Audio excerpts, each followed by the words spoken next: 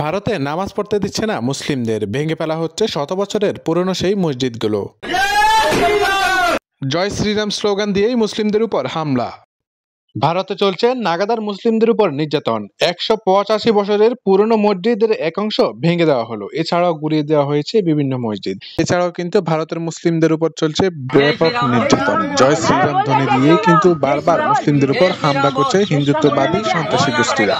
বিশেষজ্ঞরা বলছেন কট্টরপন্থী নরেন্দ্র মোদী সরকারের আমলেই কিন্তু এই হামলাটি বেশি হচ্ছে। এর আগে ভারতের যত সরকার ছিল তার মধ্যে কিন্তু মুসলিমদের উপর বা সংখ্যালঘুদের উপর এসব হামলা হয়নি। এরই মধ্যে ভারত নিজেদের দোষ ডাকতে বারবার বাংলাদেশিদের উপর হিন্দু নির্যাতনের অভিযোগ দিয়ে আসছিলেন, আর বারবার অভিযোগটি মিথ্যা প্রমাণিত হয়েছে।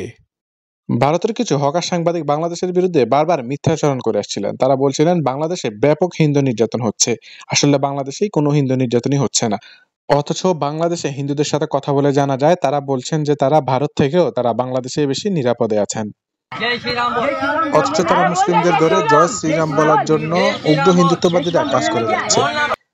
ভারতে মুসলিমদের পিটিয়ে হত্যা করা, মুসলমানদের উপর দলবদ্ধ হয়ে হামলা, মসজিদে হামলা করা, মুসলিমদের বিঘ্ন করতে নানা স্লোগান দিয়ে সেখানে উগ্র হিন্দুত্ববাদীরা। তাহলে বুঝে নেন, কিছুদিন আগে আউলিয়ার পূর্ণভূমি চট্টগ্রামের মাটিতে উগ্রবাদী হিন্দু স্লোগান দিয়ে তারা বিভিন্ন উদ্দেশ্য হাসিল করার চেষ্টা করছিল। এর আগে তারা এদেশে মুসলিমদের উস্কানিমূলক সাম্প্রদায়িক দাঙ্গা ছড়ানোর চেষ্টা করে বিভিন্ন সময়, যা প্রশাসন শক্ত হাতে দমন করেছে। কিছুদিন আগে বাংলাদেশের কনসুলারও হামলা করা হয়েছিল। এতেই বোঝা যাচ্ছে ভারত বাংলাদেশের কনসুলারকেও নিরাপত্তা দিতে পারছে না। দর্শক দেখুন ভারতের মুসলিমরা কতটা অনিরাপদ। পথে ঘাটে নারীদের ধরে কিভাবে হেনস্থা করা হচ্ছে। একজন নারী তার বাজার করে নিয়ে যাচ্ছে, তাকে পথের মধ্যে ধরে বোরকা পরায় কিভাবে হেনস্থা করা হচ্ছে। বাংলাদেশে কিছু সুনির্দিষ্ট অভিযোগে একজন ইসকন নেতাকে আটক করা হয়েছে, আর তার আটকের খবরে মুখ খুলেছেন বাংলাদেশের হিন্দুরা।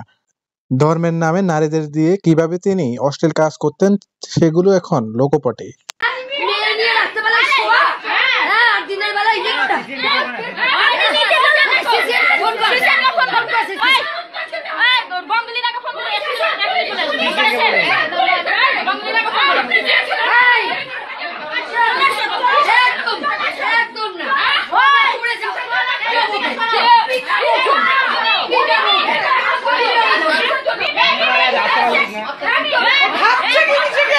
গায়ে আগামী দিনে ওদের পড়াশোনার সময় আমাকে ধরেছিল, আমি ভয়ে ছুটাছুটি করে পালিয়ে আসছি।